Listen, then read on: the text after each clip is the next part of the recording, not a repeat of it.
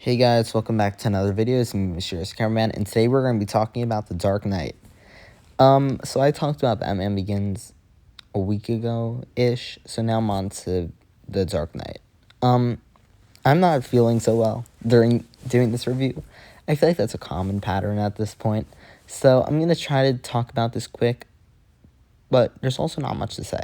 Everyone knows this movie. There's not much to be said about it. So let's just jump right into this thing.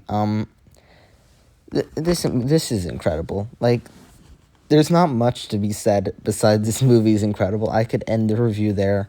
Everyone knows this movie's good. I think there are people who say it's overrated, and I'll say that The Dark Knight Rises is overrated. I do not think this is.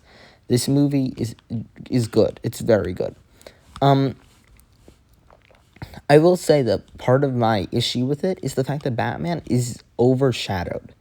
I think Harvey Dent is incredible. I think Joker, everyone knows, is incredible. And I even think Jim Gordon can overshadow Batman in some scenes. Like, Batman honestly feels like a little bit of a side character in this movie. And it's interesting because Joker is the star of the show. There's no doubting that. He is by far the capture point of this. This is the Joker movie, and Batman's technically the villain. Because at the end of the day, Joker's the hero. Like, Joker's incredibleness, and he's in, like, every scene. He is really the main character of this thing. Even though everyone knows this movie's good, I do want to talk about it. Just the opening scene sets the stage for what the rest of the film is going to be. Opening with this bank heist where everyone's backstabbing everyone, it's such a fun opening scene. I don't think I've had so much fun in an opening scene in a very long time because of just how strong of an opening it really is. It does such a good job setting the stage for the rest of the film, one.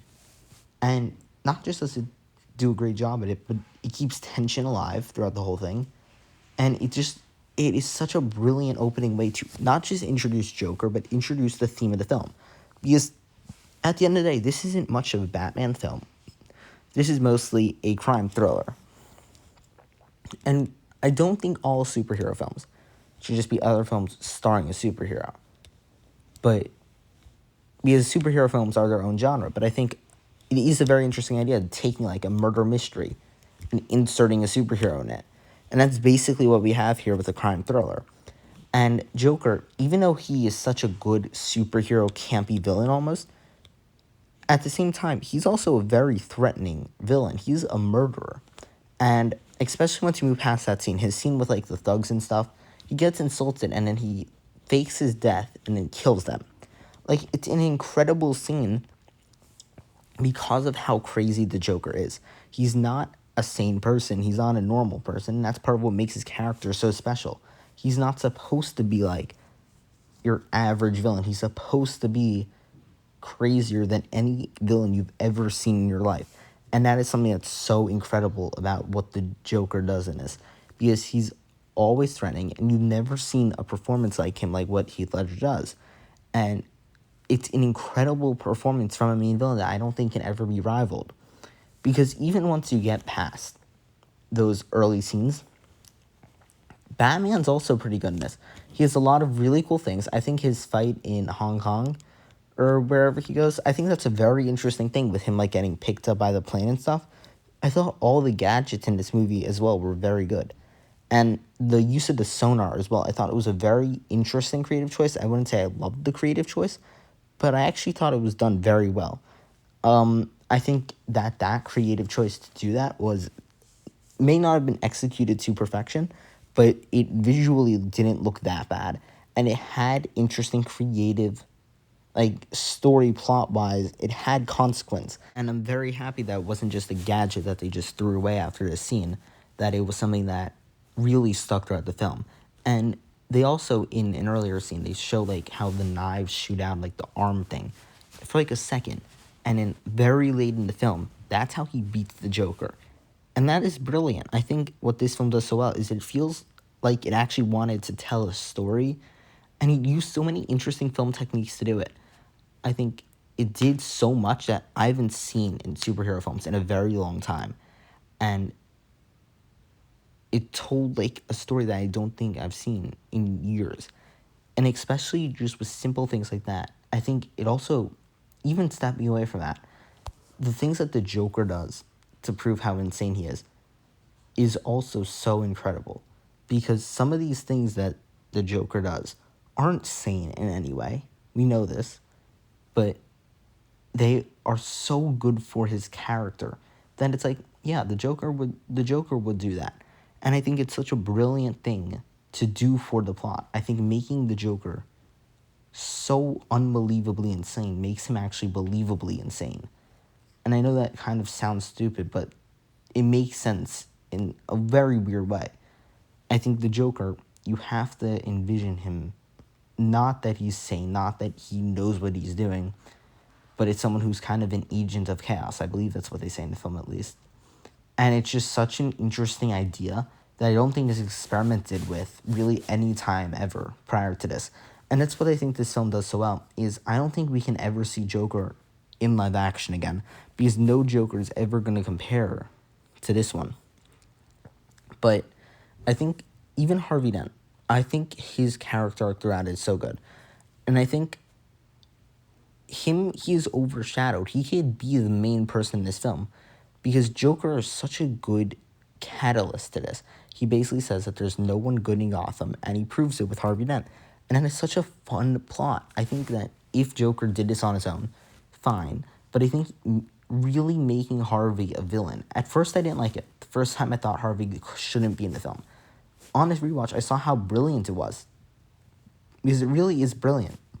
Harvey being this like white knight and then losing all this power is something that just, it sticks with you almost. Like, even once the film is done, you're like, damn, they really turned Harvey Dent like against them. And like, it's something so, it's done so, like, it's not done subtly, but even once it's done, even once it happens, even once it's like the scene's done, once the movie's done, you're still like, wow, I can't believe they did that. And I think that's part of like the magic of it almost. Like, it's so incredible, it's so good that you don't even expect it to be that good. You expect it to be good, but you don't expect it to be like that level of incredibleness. And it really is just such an incredible film, and especially when it comes to Harvey's arc, what Harvey does, why he goes from being good to being bad. It is done in a way that I don't think I don't think I've ever seen really. And even like the two boat scenes, like when the two boats, that's even such a great thing because we don't know these characters, but I think these people making these choices and not being able to kill the other boat is such a good thing for the Joker to do. Joker can't just terrorize people. He can't be this over-the-top showman as we saw in like Batman 89. He is so good as someone who is just so crazy, so insane. And we see that in the actions he takes. He doesn't just say, oh, I'm insane. He does things to prove that he is insane. And it is so clear in his actions and what he does that he is not just insane, but he's so good at being insane. And I haven't seen the Joker. I'm hoping to. I haven't seen it yet, though. But I don't know what that's like. But he is so incredible in this film that I don't see what the point is to keep trying this. He is such a good character. Let him rest. And I think once that's done, you could end the film. But then there's that incredible ending with Batman sacrificing himself. And it really is real. It's such a good ending. You couldn't have written it better, really. It just is such a good way to show how selfless Batman is in this universe. He's not just a guy doing whatever he wants. He is so selfless that he will sacrifice himself and his reputation all he built just so he can like save Harvey's reputation, help save the city. And it's so good, and it's paid off well in The Dark Knight Rises. So I just feel like overall this film is just so good. And I could be talking about this for days. I could go scene by scene. As I mentioned at the start, I'm not feeling great right now, so like I'm powering through this review, and I can't say anything that hasn't been said already. So I think I just have to end it here. It's still great. It's still a great movie. And yeah, I think that's all I have to say. Thank you guys so much for watching this video. If you haven't checked out Fan Film Finder yet, it's a quick Google form. If you have any fan films you want me to review, check it out. Besides that, thank you guys so much for watching this video. See you guys in the next one. Bye, guys.